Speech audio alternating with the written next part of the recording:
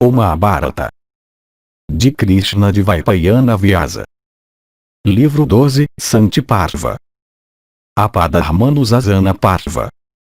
Capítulo 170. Grou manda para a cidade do rei Rakshasa. Bhishma disse: ouvindo essas palavras gentis, Gautama ficou muito admirado. Sentindo ao mesmo tempo uma grande curiosidade, ele olhou para Rajadharma sem poder tirar seus olhos dele. Rajadharma disse: ó Brahmana, eu sou o filho de Kasyapa com uma das filhas do sábio Daksha. Possuidor de grandes méritos, tu hoje és meu convidado. Tu és bem-vindo, ó o principal dos Brahmanas. Bhishma continuou: tendo oferecido a ele hospitalidade segundo os ritos declarados nas escrituras, o Grou fez uma cama excelente de flores sala que haviam por toda parte. Ele também ofereceu a ele vários peixes grandes capturados das águas profundas do Bhagirathi. De fato, o filho de Kasyapa ofereceu, para a aceitação de seu convidado Gautama, um fogo ardente e certos peixes grandes. Depois que o Brahmana tinha comido e ficado satisfeito, a ave, possuindo riqueza de penitências, começou a abaná-lo com suas asas para afastar sua fadiga. Vendo seu convidado sentado tranquilamente, ele lhe perguntou sobre sua genealogia. O homem respondeu, dizendo: eu sou um Brahmana conhecido pelo nome de Gautama, e então ficou calado. A ave deu para seu convidado uma cama macia feita de folhas e perfumada com muitas flores fragrantes. Gautama se deitou nela, e sentiu grande felicidade. Quando Gautama tinha se deitado, o eloquente filho de Kasyapa, que parecia com o próprio Yama em seu conhecimento de deveres, perguntou a ele sobre a causa de sua chegada lá. Gautama respondeu, dizendo: eu sou, alto de grande alma, muito pobre. Para ganhar riqueza, eu estou desejando ir para o oceano.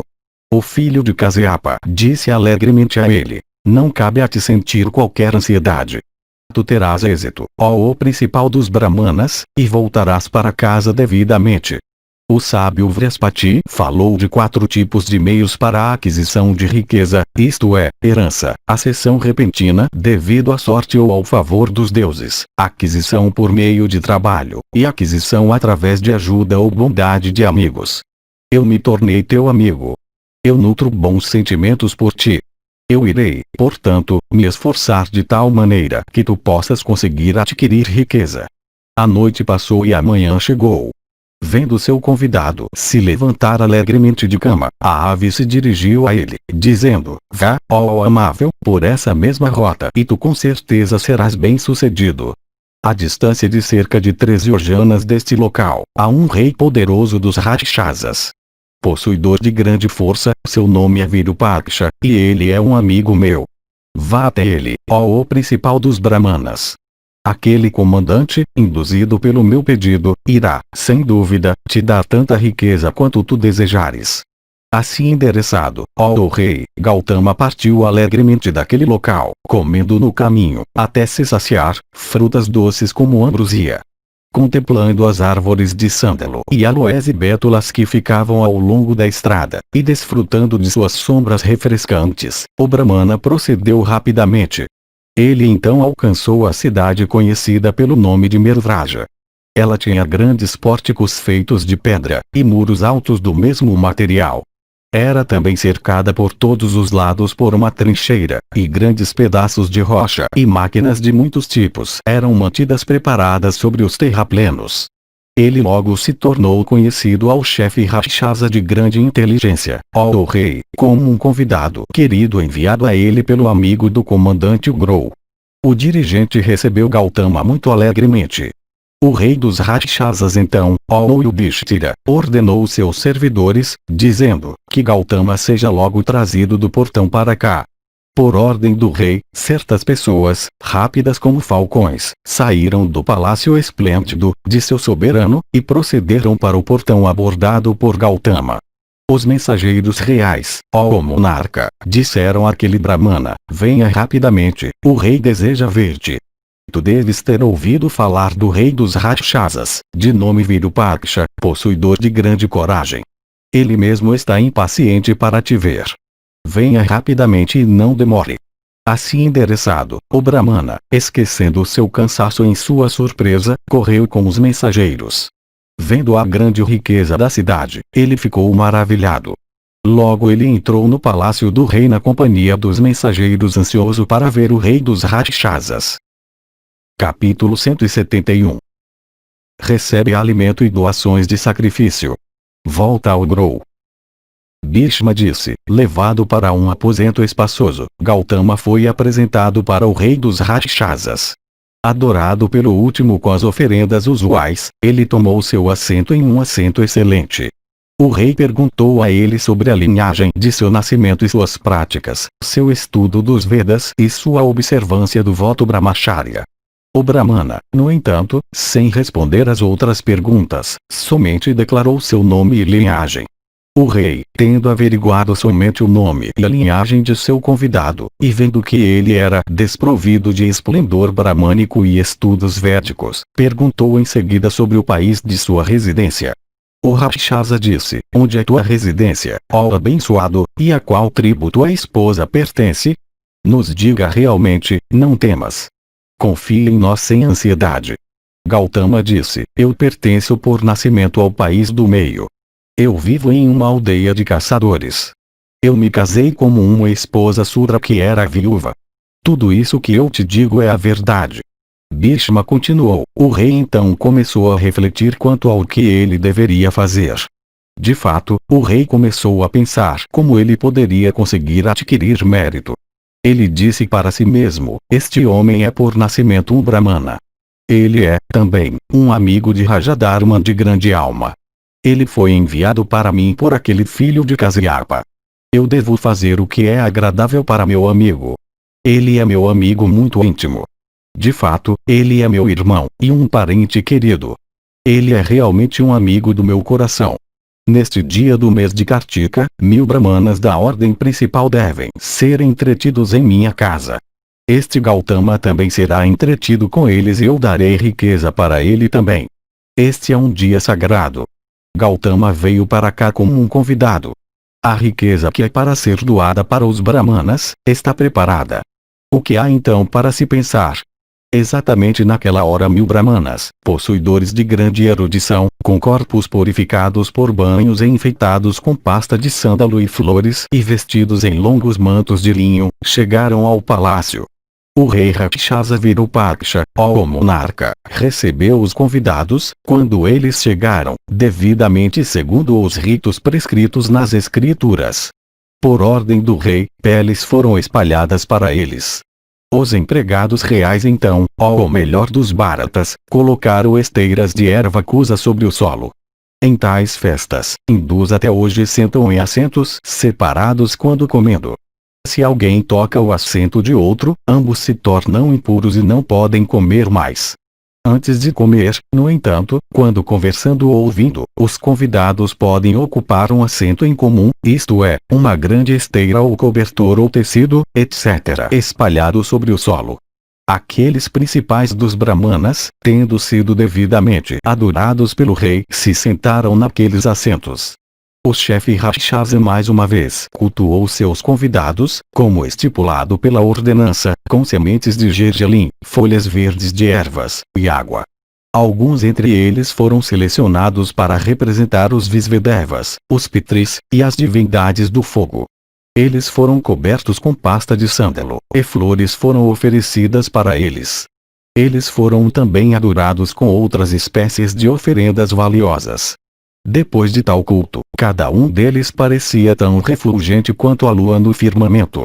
Então pratos de ouro brilhantes e polidos, adornados com gravuras, e cheios de alimento excelente preparado com ghee e mel, foram dados àqueles brahmanas. Todos os anos nos dias de lua cheia dos meses de Ashada e Magha, um grande número de brahmanas costumava receber do chefe Rakshasa, depois das honras apropriadas, os melhores tipos de comida que eles desejavam. Especialmente no dia da lua cheia do mês de Kartika, depois do término do outono, o rei costumava dar para os brahmanas muita riqueza de diversos tipos, incluindo ouro, prata, pedras preciosas, joias, pérolas, diamantes de grande valor, pedras da variedade lápis lazuli, camurças, e peles de veado ranco.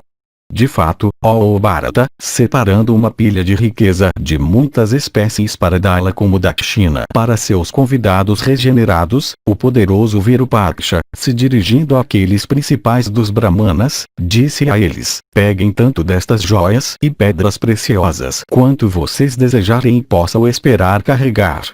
E ele também costumava dizer a eles: ó Bharata, estas palavras, levando aqueles pratos e recipientes de ouro que vocês usaram para seu jantar, partam, ó principais dos brahmanas. Quando estas palavras foram proferidas pelo rei Rakshasa de grande alma na ocasião daquele banquete específico, aqueles touros entre brahmanas pegaram tanta riqueza quanto cada um desejava. Cultuados com aquelas pedras preciosas e joias valiosas, aqueles melhores dos brahmanas, vestidos em mantos excelentes, se encheram de alegria. Mais uma vez, o rei Rakshasa, tendo reprimido os Rakshasas que tinham ido para seu palácio de diversas terras, se dirigiu àqueles brahmanas e disse: somente neste dia, ó regenerados, vocês não precisam ter medo dos Rakshasas aqui. Divirtam-se como desejarem, e então vão embora rapidamente. Os brahmanas então, deixando aquele local, partiram em todas as direções com grande velocidade. Gautama também, tendo pegado uma pesada quantidade de ouro sem qualquer perda de tempo, foi embora. Carregando a carga com dificuldade, ele alcançou aquela mesma banha sob a qual ele tinha encontrado Grou. Ele se sentou, fatigado, cansado pelo esforço, e faminto. Enquanto Gautama estava descansando lá, aquela melhor das aves, isto é, Rajadharma, ó rei, chegou lá. Dedicado aos amigos, ele alegrou Gautama por lhe dar boas-vindas. Por agitar suas asas, ele começou a abanar seu convidado e dissipou sua fadiga. Possuidor de grande inteligência, ele adorou Gautama, e fez arranjos para sua alimentação. Tendo comido e se refrescado, Gautama começou a pensar: pesada é esta carga que eu peguei de ouro brilhante, movido por cobiça e tolice. Eu tenho um longo caminho para viajar. Eu não tenho alimento com o qual manter a vida em meu caminho. O que eu devo fazer para manter a vida? Estes eram seus pensamentos então. E aconteceu que mesmo depois de pensar muito, ele fracassou em ver algum alimento que ele pudesse comer no caminho. Ingrato como ele era, ó tigre entre homens, este foi o pensamento que ele então concebeu: este príncipe dos Grous, tão grande e contendo grande quantidade de carne, permanece ao meu lado. Matando-o e ensacando-o, eu deixarei este lugar e seguirei com grande velocidade. Capítulo 172. Mata o Grou para a alimentação. É recapturado pelo rei Rakshasa, cortado em pedaços. Comido por ninguém. Bhishma disse: lá, sob aquela banha, para a proteção de seu convidado, o príncipe das aves tinha acendido e mantido um fogo com chamas altas e brilhantes. É dito que Agni ou fogo é uma divindade que tem Vayu, deus do vento, como seu cocheiro. O costume, até hoje, com todos os viajantes na Índia, é acender um grande fogo quando eles têm que passar a noite em bosques e florestas ou lugares inabitados. Tais fogos sempre conseguem espantar animais selvagens. De fato, até tigres, vagando com fome, não se aproximam do lugar onde um fogo brilhante é mantido. Em um lado do fogo, a ave dormiu confiantemente. O patife ingrato e de alma pecaminosa se preparou para matar seu anfitrião adormecido. Com a ajuda daquele fogo ardente, ele matou a ave confiante, e tendo-a matado, se encheu de deleite, nunca pensando que havia pecado no que ele fez. Tirando as penas e as penugens, ele assou a carne naquele fogo. Então, pegando o ouro que ele tinha trazido, o Brahmana saiu rapidamente daquele local. No dia seguinte, o rei Rakshasa, Virupaksha, se dirigindo a seu filho, disse: pai, ó filho, eu não vejo Rajadharma, aquela melhor das aves, hoje. Todas as manhãs ele viaja para as regiões de Brahman para adorar o avô. Quando volta, ele nunca vai para casa sem me fazer uma visita. Essas 2 manhãs e 2 noites se passaram sem ele ter vindo à minha residência. Minha mente, portanto, não está em paz. Que se pergunte pelo meu amigo Gautama, que veio aqui, não tem estudos védicos e é desprovido de esplendor bramânico. Ele encontrou seu caminho para a residência de meu amigo. Eu temo imensamente que aquele pior dos Brahmanas tenha matado Rajadharma. De práticas más e mente pecaminosa, eu leio através dos sinais que ele mostra. Sem compaixão, de aparência cruel e lúgubre, e perverso, aquele mais vil dos homens é como um ladrão. Aquele Gautama foi à residência de meu amigo. Por esta razão, meu coração está extremamente ansioso. Ó filho, procedendo com grande velocidade à residência de Rajadharma, averigue se aquela ave de alma pura ainda está viva. Não demore. Assim endereçado por seu pai, o príncipe, acompanhado por outros Rakshasas, procedeu com grande velocidade. Chegando ao pé daquela banha, ele viu os restos de Rajadharma. Chorando pela angústia, o filho do inteligente rei dos Rakshasas correu com grande velocidade e ao máximo de seu poder, para agarrar Gautama. Os Rakshasas não tinham ido longe quando eles conseguiram pegar o Brahmana e descobrir o corpo de Rajadharma desprovido de asas, ossos e pés. Levando o cativo com eles, os Rakshasas voltaram rapidamente para Meruvraja, e mostraram para o rei o corpo mutilado de Rajadharma, e aquele canalha ingrato e pecaminoso, Gautama. Contemplando os restos de seu amigo, o rei, com seus conselheiros e sacerdote, começou a lamentar alto. De fato, alta era a voz de lamentação que foi ouvida em sua residência. A cidade inteira do rei Rakshasa, homens, mulheres e crianças, ficou mergulhada na dor. O rei então se dirigiu a seu filho, dizendo, que este canalha pecaminoso seja morto. Que estes Rakshasas aqui se banqueteiem alegremente da carne dele.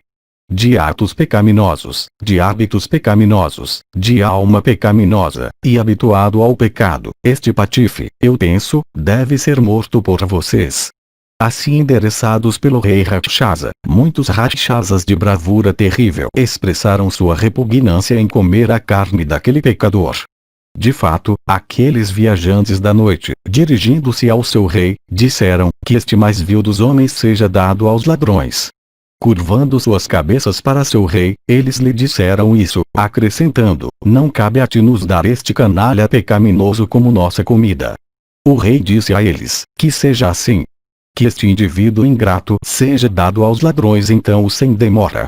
Assim endereçados por ele, os Rakshasas armados com lanças e machados de batalha cortaram aquele patife pecaminoso em pedaços e os deram aos ladrões. Aconteceu, no entanto, que os próprios ladrões se recusaram a comer a carne daquele homem vil. Embora canibais, ó monarca, eles não comeriam uma pessoa ingrata. Para alguém que mata um Brahmana, para alguém que bebe álcool, para alguém que rouba, para alguém que abandonou um voto, há expiação, ó rei. Mas não há expiação para uma pessoa ingrata. O homem cruel e vil que fere um amigo e se torna ingrato não é comido pelos próprios canibais nem pelos vermes que se alimentam de carniça. Capítulo 173. Ambos voltam à vida. Gautama volta para casa amaldiçoado. Bhishma disse, o rei Rakshasa então ordenou que fosse feita uma pira mortuária para aquele príncipe dos Grôs e a enfeitou com joias e pedras preciosas, e perfumes, e mantos caros. Ateando fogo a ela com o corpo daquele príncipe das aves, o chefe poderoso dos Rakshasas fez com que os ritos fúnebres de seu amigo fossem realizados de acordo com a ordenança. Naquela hora, a auspiciosa deusa Surabhyavaka Celeste, a filha de Daksha, apareceu no céu acima do lugar onde a pira havia sido montada. Seus peitos estavam cheios de leite. De sua boca, ó monarca impecável, espuma misturada com leite caiu sobre a pira mortuária de Rajadharma. Nisto, o príncipe das aves reviveu. Erguendo-se, ele se aproximou de seu amigo Virupaksha, o rei dos Rakshasas. Naquela hora, o próprio chefe dos celestiais chegou à cidade de Virupaksha. Dirigindo-se ao rei Rakshasa, Indra disse, por boa sorte, tu ressuscitaste o príncipe dos Grôs. O chefe das divindades em seguida narrou para Virupaksha a velha história da maldição proferida pelo avô sobre aquela melhor das aves chamada Rajadharma. Dirigindo-se ao rei ele disse, uma vez, ó monarca, este príncipe dos Grôs se ausentou da região de Brahman quando sua presença era esperada. Enfurecido, o avô disse a este príncipe das aves: já que este Groville não se apresentou hoje na minha assembleia, portanto, ele de alma má não morrerá logo para poder deixar a terra. Por causa daquelas palavras do avô, o príncipe dos Grôs, embora morto por Gautama, voltou à vida, pela virtude do néctar com o qual seu corpo foi molhado. Depois que Indra tinha ficado silencioso, Rajadharma, tendo reverenciado o chefe dos celestiais, disse: ó principal dos deuses, se teu coração estiver inclinado em direção a mim com benevolência, então que meu querido amigo Gautama seja ressuscitado. Ouvindo estas palavras dele, Vasava, ó principal dos homens, salpicou o néctar sobre o Brahmana Gautama e lhe devolveu a vida. O príncipe dos Grôs, se aproximando de seu amigo Gautama, que ainda portava em seus ombros a carga de ouro que ele tinha conseguido do rei dos Rakshasas, o abraçou e sentiu grande alegria. Rajadharma, aquele príncipe dos Grôs, se despedindo de Gautama de atos pecaminosos, junto com sua riqueza, voltou para sua própria residência. Na hora devida ele viajou no dia seguinte para a região do avô. O último honrou a ave de grande alma com tais atenções como as que são mostradas para um convidado. Gautama também, voltando para sua casa na aldeia dos caçadores, gerou muitos filhos pecaminosos em sua mulher Sudra. Uma maldição pesada foi proferida sobre ele pelos deuses no sentido de que, dentro de poucos anos, tendo gerado no corpo de sua esposa casada novamente muitos filhos, aquele pecador ingrato cairia em um inferno terrível por muitos anos. Tudo isso, ó Bharata, foi narrado para mim antigamente por Narada. Lembrando dos incidentes desta história séria, ó touro da raça Bharata, eu narrei para ti todos os seus detalhes devidamente. De onde uma pessoa ingrata pode derivar fama? Onde é seu lugar? De onde ela pode ter felicidade? Uma pessoa ingrata não merece confiança. Alguém que é ingrato nunca pode escapar. Nenhuma pessoa deve ferir um amigo. Quem fere um amigo cai em um inferno terrível e eterno. Todos devem ser gratos e todos devem procurar beneficiar seus amigos. Tudo pode ser obtido de um amigo. Honras podem ser obtidas de amigos. Pelos amigos alguém pode desfrutar de vários objetos de prazer.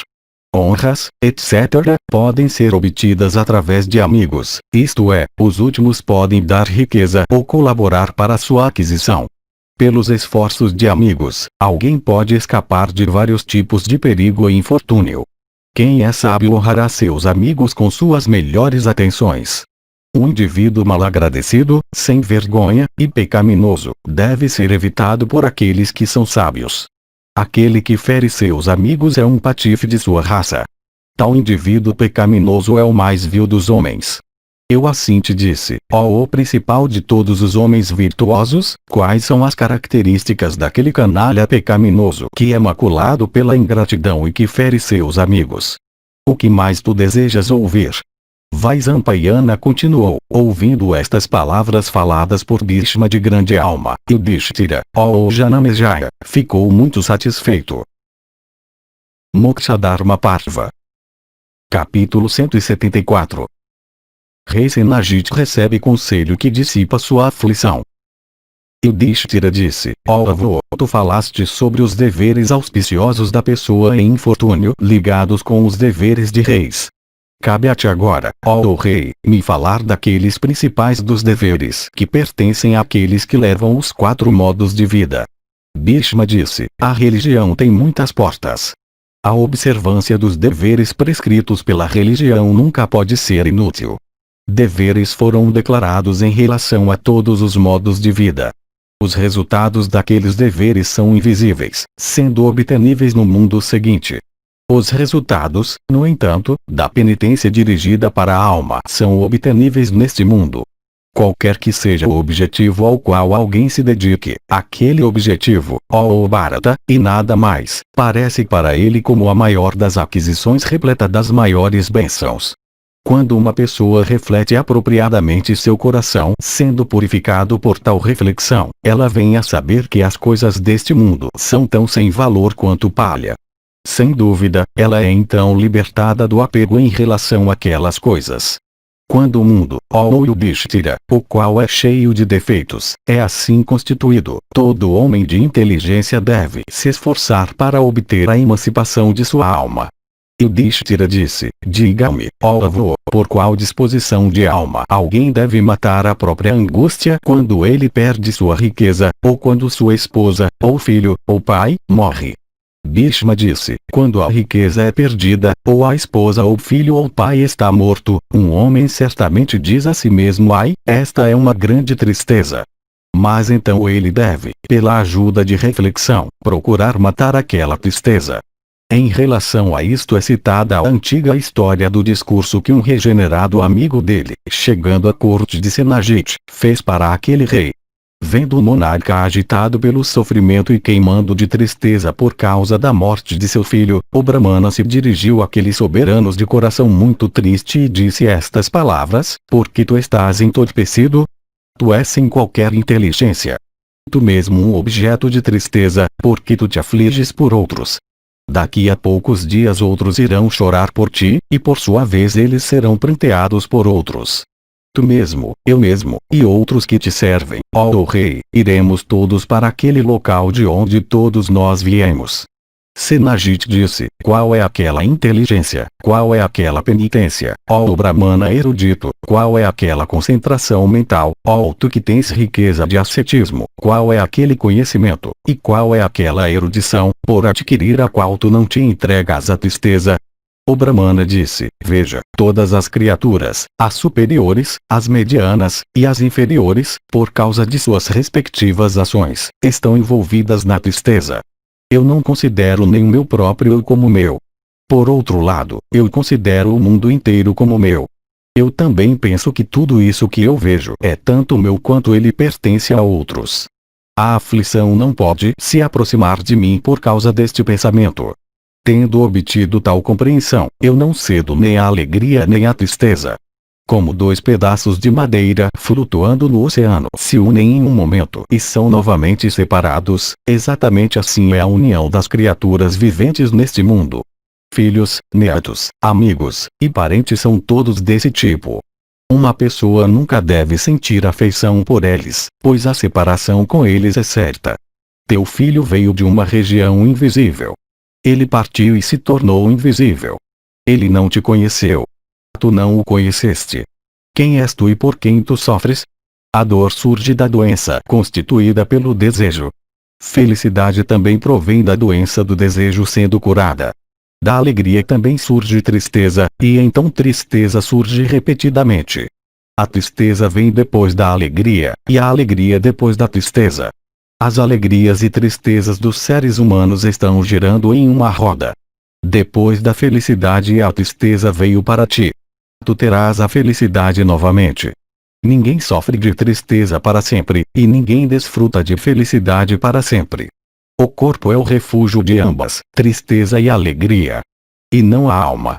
Com a morte do corpo, alegria e tristeza desaparecem. Quaisquer atos que uma criatura incorporada faça com a ajuda de seu corpo, as consequências disso ela tem que sofrer naquele corpo. A vida surge com o surgimento do corpo. Os dois existem juntos, e os dois perecem juntos. Homens de almas impuras, unidos a coisas mundanas por vários vínculos, encontram com a destruição como diques de areia e água. Dores de vários tipos, nascidas da ignorância, agem como prensadores de sementes oleaginosas, por atacarem todas as criaturas por causa de seus apegos. Estas as pressionam como sementes oleaginosas na máquina de fazer óleo representada pela sucessão de renascimentos a qual elas estão sujeitas. Um homem, por causa de sua esposa e outros, comete numerosas ações más, mas sofre sozinho diversos tipos de miséria neste e no mundo seguinte. Todos os homens, apegados a filhos e esposas e amigos e parentes, afundam no mar lamacento da dor como elefantes selvagens, quando desprovidos de força, afundando em um pântano lodoso. De fato, ó Senhor, pela perda de riqueza ou filhos ou amigos ou parentes, um homem sofre grande angústia, a qual parece, em relação ao seu poder de queimar, uma conflagração na floresta. Todos estes, isto é, alegria e dor, existência e não existência, dependem do destino. Alguém que tem amigos, assim como alguém que não os tem. Alguém que tem inimigos, assim como alguém desprovido de inimigos. Alguém que tem sabedoria, assim como alguém desprovido de sabedoria. Todos e cada um entre esses obtém felicidade através do destino. Amigos não são a causa da felicidade de uma pessoa. Inimigos não são a causa da miséria de uma pessoa. A sabedoria não é competente para trazer uma acessão de riqueza. Nem a riqueza é competente para trazer uma acessão de felicidade. A inteligência não é a causa da riqueza, nem a estupidez é a causa da pobreza. Somente aquele que é possuidor de sabedoria, e ninguém mais, compreende a ordem do mundo. Entre o inteligente, o heróico, o tolo, o covarde, o idiota, o erudito, o fraco, ou o forte, a felicidade vai àquele para quem ela está ordenada. Entre o bezerro, o vaqueiro que a possui, e o ladrão, a vaca de fato pertence àquele que bebe seu leite.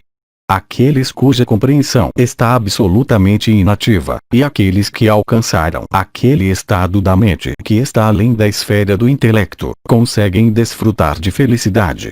Somente aqueles que estão entre as duas classes, estão sujeitos à tristeza. Há 4 estágios de consciência. Estes são vigília, sonho, sono profundo ou sem sonhos, e turiya ou samadhi absoluto, o qual somente o yogin pode alcançar.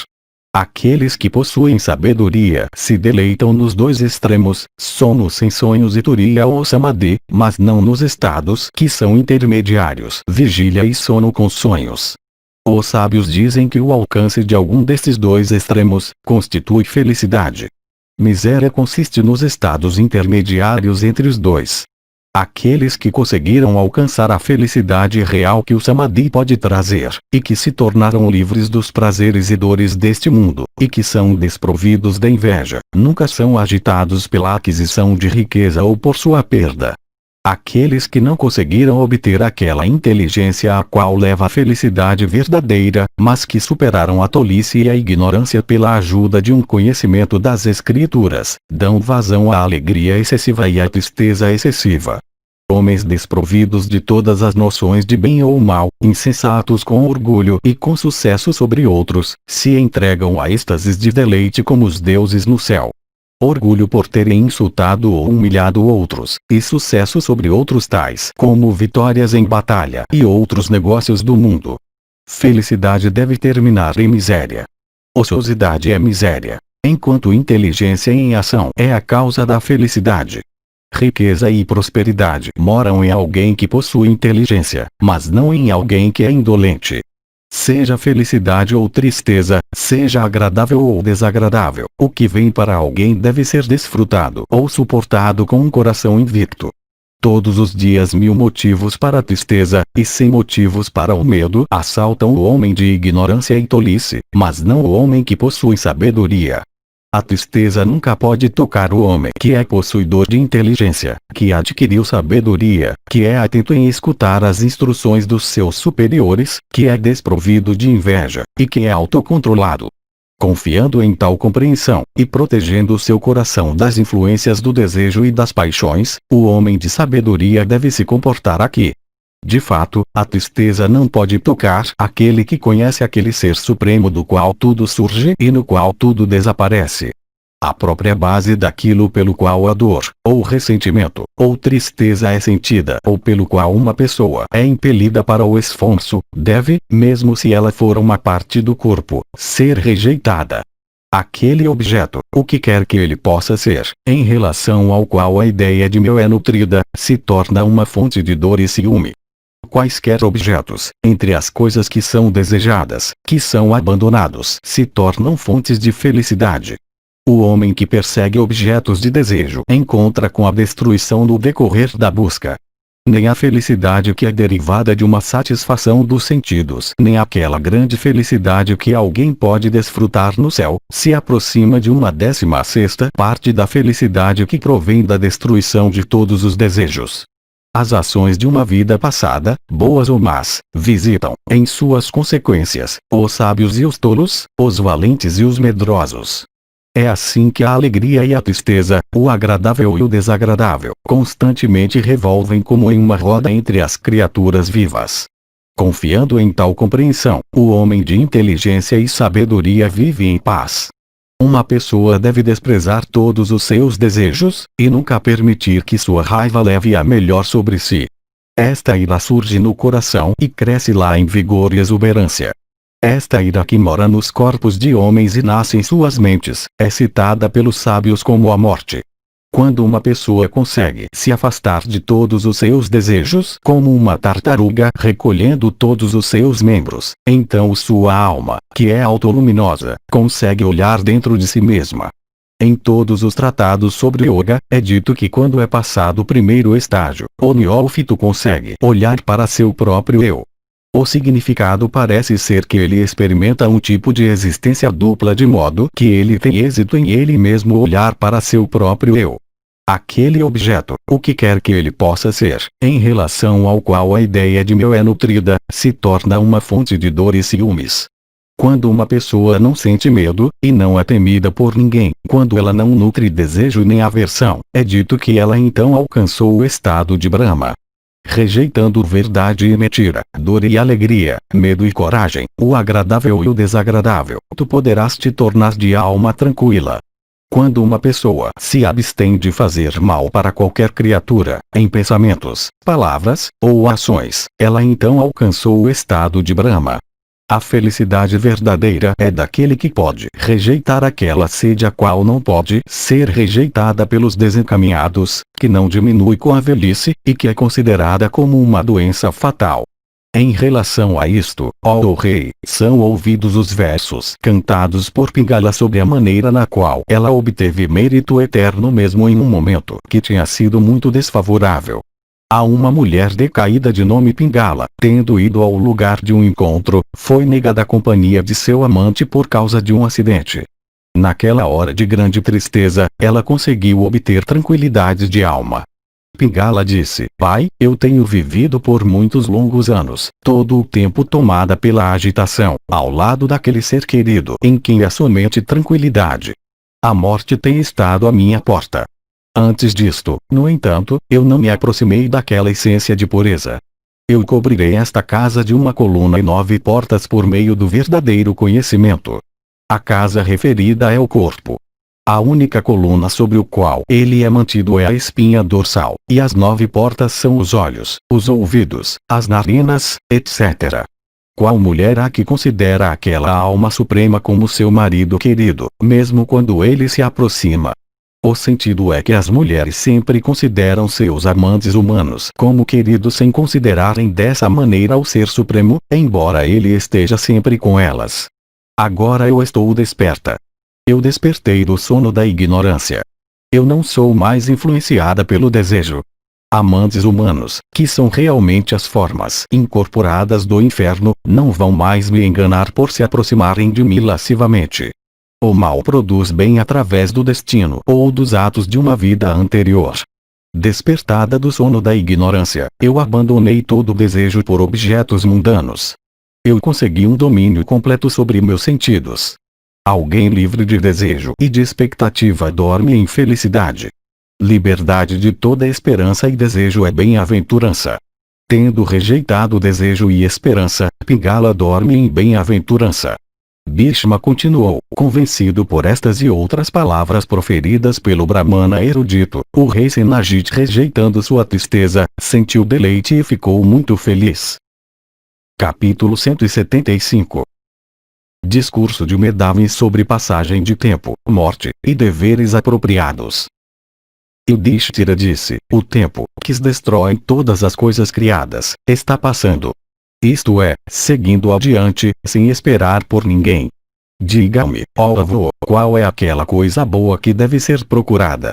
Bhishma disse: sobre isto, ó rei, é citada a narrativa antiga de uma conversa entre pai e filho, ó Yudhishthira. Certo Brahmana, ó Partha, que era dedicado ao estudo dos Vedas, tinha um filho muito inteligente que por isso era chamado de Medavin, literalmente, inteligente. Um dia, o filho, bom conhecedor das verdades da religião da emancipação, e conhecedor também dos assuntos do mundo, dirigiu-se a seu pai dedicado ao estudo dos Vedas.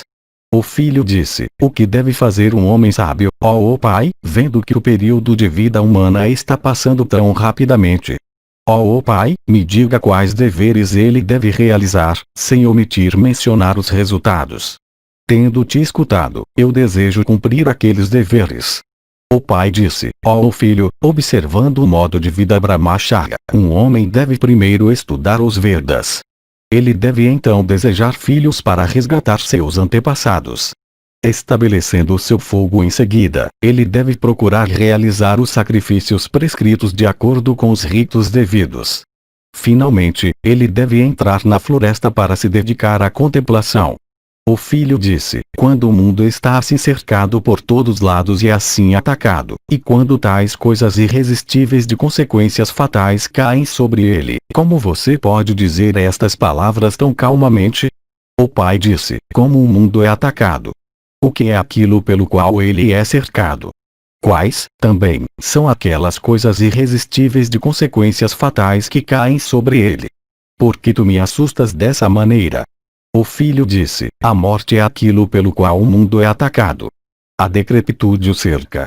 Aquelas coisas irresistíveis que vêm e vão são as noites que estão diminuindo continuamente o período de vida humana. Quando eu sei que a morte não tarda para ninguém mas se aproxima firmemente em direção a todas as criaturas, como eu posso passar meu tempo sem me cobrir com o traje do conhecimento? Quando cada noite sucessiva, passando diminui o período determinado de existência de uma pessoa, o homem de sabedoria deve considerar o dia como inútil. Quando a morte está se aproximando constantemente, quem há que iria, como um peixe em água rasa, se sentir feliz? A morte vem para um homem antes de seus desejos estarem satisfeitos. A morte arrebata uma pessoa quando ela está ocupada em colher flores e quando seu coração está colocado em outras coisas, como uma tigresa levando um carneiro. A partir de hoje mesmo, realize aquilo que é para o teu bem. Não deixe esta morte vir para ti. A morte arrasta suas vítimas antes de suas ações estarem terminadas. As ações de amanhã devem ser feitas hoje, aquelas da tarde na manhã. A morte não espera para ver se as ações de sua vítima foram todas concluídas ou não. Quem sabe se a morte não virá a ele hoje mesmo? Na juventude uma pessoa deve se dedicar à prática de virtude. A vida é transitória. Se a virtude for praticada, fama aqui e felicidade após a morte serão as consequências. Dominado pela ignorância, um homem está disposto a se esforçar por seus filhos e esposas. Realizando atos virtuosos ou viciosos, ele os cria e os engrandece. Como um tigre levando um veado adormecido, a morte arrebata o homem afeito à satisfação dos desejos e ocupado no desfrute de filhos e animais.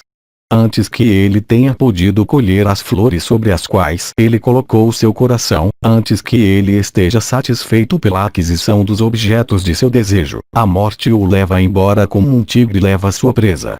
A morte domina um homem enquanto o último ainda está em meio à felicidade que advém da satisfação do desejo, e enquanto ainda pensando, isso foi feito, aquilo deve ser feito, daquilo foi feito metade. A morte leva o homem, embora designado segundo sua profissão, afeiçoado ao seu campo, sua loja, ou sua casa, antes que ele tenha obtido os frutos de suas ações. A morte leva o fraco, o forte, o corajoso, o tímido, o idiota, e o erudito, antes que qualquer um deles obtenha os frutos de suas ações. Quando a morte, a decrepitude, a doença, e a tristeza proveniente de diversas causas, estão todas residindo em teu corpo, como é que tu vives como se tu fosses perfeitamente saudável? Logo que uma criatura nasce, decrepitude e morte a perseguem para efetuar sua destruição. Todas as coisas existentes, móveis e imóveis, são afetadas por estas duas. A afeição que alguém sente por morar em aldeias e cidades em meio aos companheiros é considerada como a própria boca da morte. A floresta, por outro lado, é considerada como a cerca dentro da qual os sentidos podem ser confinados. Isto é declarado pelos Rutis. A atração que uma pessoa sente por residir em uma aldeia ou cidade em meio a homens é como uma corda que o ata efetivamente. Aqueles que são bons rompem aquela corda e alcançam a emancipação, enquanto aqueles que são maus não conseguem rompê-la. Aquele que nunca prejudica criaturas vivas por pensamentos, palavras, ou ações, nunca é prejudicado por agentes que destroem vida e propriedade. Isto é, animais selvagens e homens sem lei. Nada pode resistir aos mensageiros doença e velhice da morte quando eles avançam, exceto a verdade, a qual devora a mentira. Na verdade há imortalidade. Por essas razões uma pessoa deve praticar o voto de verdade. Ela deve se dedicar a uma união com a verdade. Ela se deve aceitar a verdade como seu Veda. E reprimindo seus sentidos, ela deve derrotar o destruidor por meio da verdade. Morte e imortalidade estão plantadas no corpo. Uma pessoa chega à morte pela ignorância e perda de razão, enquanto a imortalidade é alcançada através da verdade. Eu, portanto, me absterei de ferir e procurarei alcançar a verdade, e ultrapassando o domínio do desejo e da ira, considerarei prazer e dor da mesma maneira, e obtendo tranquilidade, evitarei a morte como um imortal. Após a chegada daquela estação, quando o sol procede em direção ao norte, eu irei, controlando meus sentidos, me dedicar à realização do sacrifício Santi, do sacrifício Brahma, do sacrifício da palavra, do sacrifício da mente, e do sacrifício do trabalho. Santi é tranquilidade. O sacrifício Santi é o esforço para praticar desprendimento em tudo. Em outras palavras, reprimir todos os tipos de propensões ou inclinações. O sacrifício Brahma é reflexão sobre as verdades declaradas nos Upanishads. O sacrifício da palavra consiste na recitação silenciosa japa do Pravana ou mantra inicial. O sacrifício da mente é contemplação da alma suprema. O sacrifício do trabalho consiste em banhos, asseio, e servir o preceptor. Como alguém como eu pode cultuar seu Criador em sacrifícios de animais que envolvem crueldade, ou em sacrifícios do corpo, tais como somente pisachas podem realizar e que produzem resultados que são transitórios? A pessoa cujas palavras, pensamentos, penitências, renúncia, e meditação yoga, todos se apoiam em Brahma, consegue ganhar o maior bem. Não há visão que seja igual à visão do conhecimento. Não há penitência como aquela envolvida em verdade. Não há tristeza igual àquela envolvida em apego. Não há felicidade igual àquela que é obtenível da renúncia. Eu nasci de Brahma através de Brahma. Eu me devotarei a Brahma, embora eu não tenha filhos. Eu voltarei para Brahma. Eu não preciso de um filho para me resgatar. Um Brahmana não pode ter riqueza semelhante ao estado de estar sozinho, o estado pelo qual ele é capaz de considerar tudo com um olhar imparcial, a prática de veracidade, bom comportamento, paciência, abstenção de injúria, simplicidade, e evitação de todos os ritos e sacrifícios visíveis. Que necessidade tu tens, ó Brahmana, de riqueza ou amigos e parentes, de esposas, quando tu terás que morrer? Procure teu eu, o qual está oculto em uma caverna. Ou, procure Brahma em tua compreensão. A palavra Atman é frequentemente sinônimo de Eu Supremo. Onde estão teus avós e onde está teu pai? Bhishma continuou, tu também, ó monarca, te comporte daquela maneira na qual o pai nesta história se comportou, devotado à religião da verdade, depois de ter escutado ao discurso de seu filho.